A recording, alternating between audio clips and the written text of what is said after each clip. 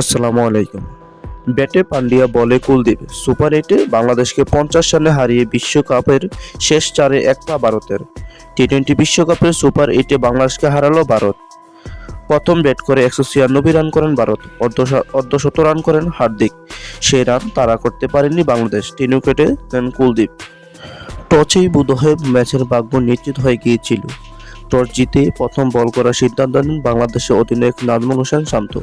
তিনি বলেন 150-160 রানের মধ্যে ভারতকে আটকানোর চেষ্টা করেন, কিন্তু প্রথম ব্যাট করে 196 রান করেন ভারত।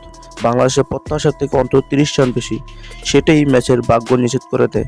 শেষ পর্যন্ত 50 রানে হারে বাংলাদেশ। প্রথমে আফগানিস্তান ও তারপরে বাংলাদেশকে হারিয়ে বিশ্বকাপের সেমিফাইনালের পথে এগিয়ে গেলেন রোহিত শর্মারা।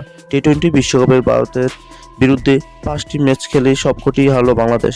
পরপর 2 ম্যাচ হেরে সাকিব আল হাসানের সব বিশ্বকাপের স্বপ্ন প্রায় শেষ হয়ে গেল।